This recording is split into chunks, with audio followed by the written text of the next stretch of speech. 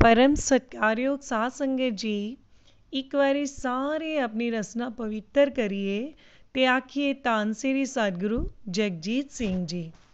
वर्तमान सतगुरु जी का नाम अपनी रसना ते लियाइए ते आखिए धन श्री सतगुरु उदय सिंह जी।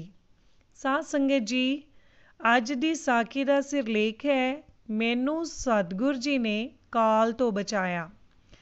भैणी साहिब कुदरती इलाज केंद्र के डॉक्टर इकबाल सिंह जी की हड्ड बीती वार्ता पढ़ के पता लगता है कि सतगुरु जगजीत सिंह जी कण कण विच रमे हुए हैं।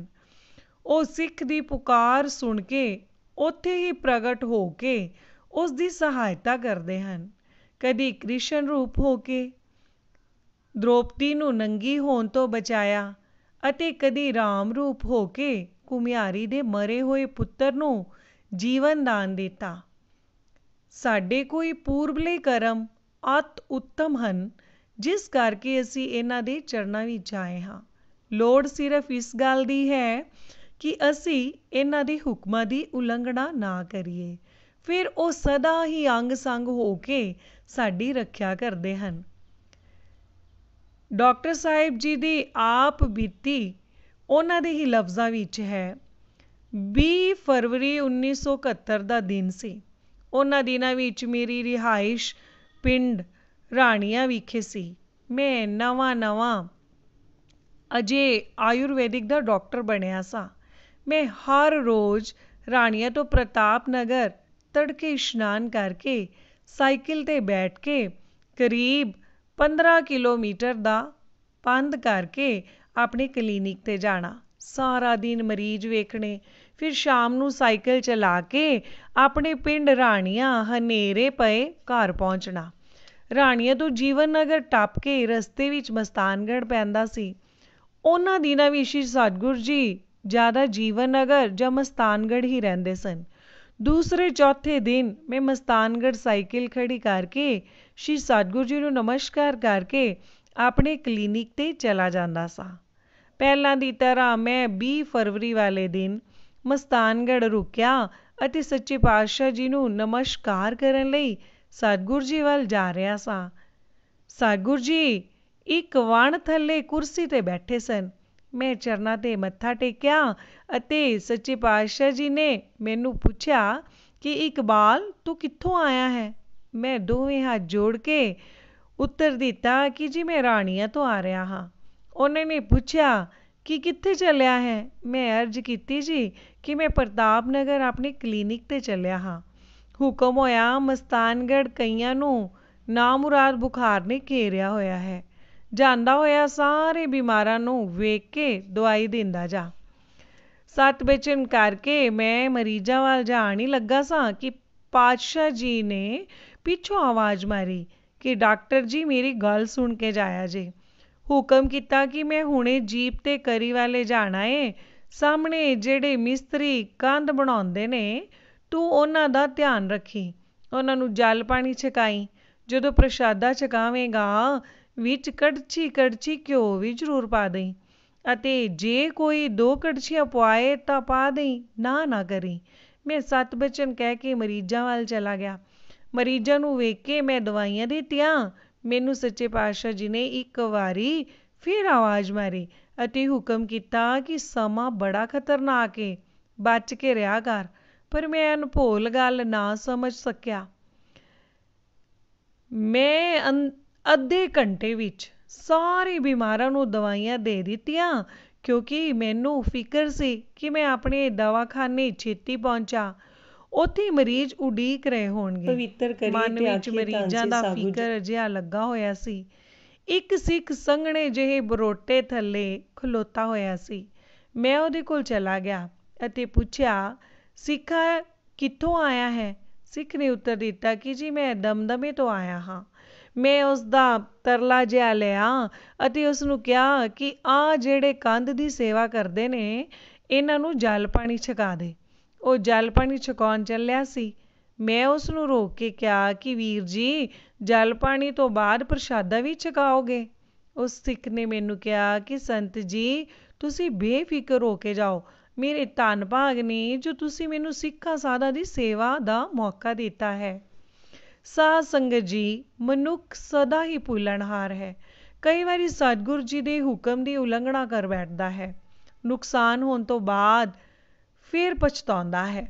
ਇਸੇ ਤਰ੍ਹਾਂ ਮੈਂ ਵੀ ਅਲਪ ਮਤ ਹੋਣ ਕਰਕੇ, ਮਰੀਜ਼ਾਂ ਦਾ ਲਾਲਚ ਕਰਕੇ, ਸਤਿਗੁਰੂ ਜੀ ਵੱਲੋਂ ਬਖਸ਼ੀ ਸੇਵਾ ਕਿਸੇ ਹੋਰ ਨੂੰ ਸੌਂਪ ਕੇ ਸਾਈਕਲ 'ਤੇ ਚੜ੍ਹ ਕੇ ਪ੍ਰਤਾਪ ਨਗਰ ਨੂੰ ਚੱਲ ਪਿਆ।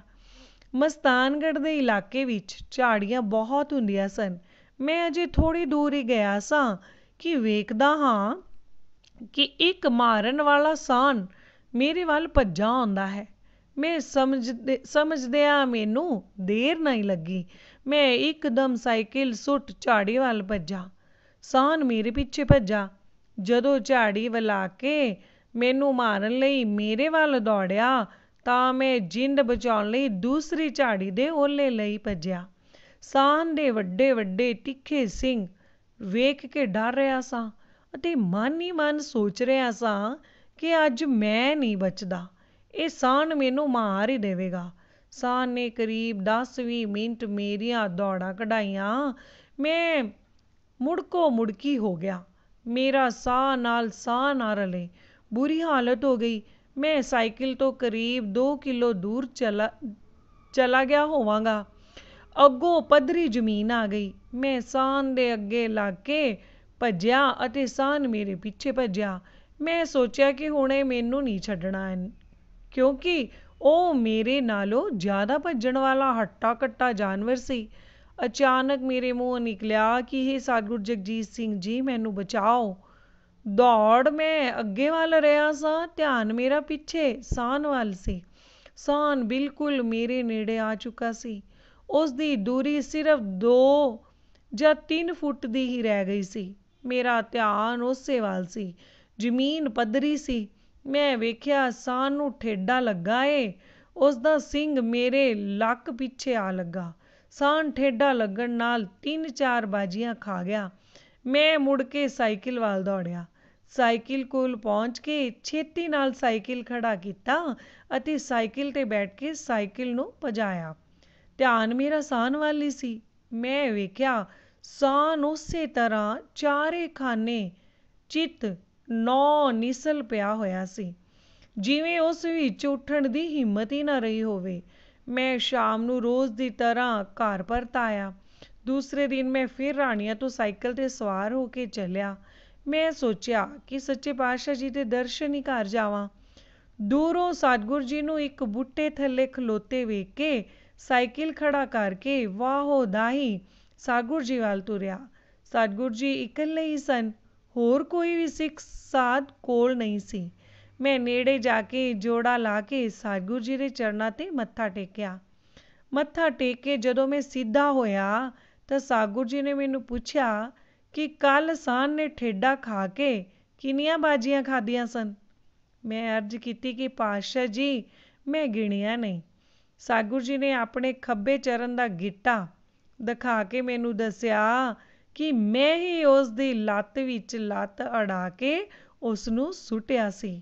ਮੈਂ ਬੈਠ ਕੇ ਹੱਥ ਲਗਾ ਕੇ ਸੱਚੇ ਪਾਤਸ਼ਾਹ ਜੀ ਦਾ ਗਿੱਟਾ ਵੇਖਿਆ ਤਾਂ ਗਿੱਟਾ ਬਹੁਤ ਸੁੱਜਿਆ ਹੋਇਆ ਸੀ। ਪਾਤਸ਼ਾਹ ਜੀ ਨੇ ਹੁਕਮ ਕੀਤਾ ਕਿ ਜਾ ਭੱਜ ਕੇ ਆਪਣੇ ਸਾਈਕਲ ਤੋਂ ਦਵਾਈਆਂ ਵਾਲਾ ਬੈਗ ਲਿਆ ਕੇ ਕੋਈ ਦਵਾਈ ਮੇਰੇ ਗਿੱਟੇ ਉੱਤੇ ਮਲ ਦੇ, ਕੱਲ੍ਹ ਦੀ ਪੀੜ ਬੜੀ ਹੁੰਦੀ ਹੈ।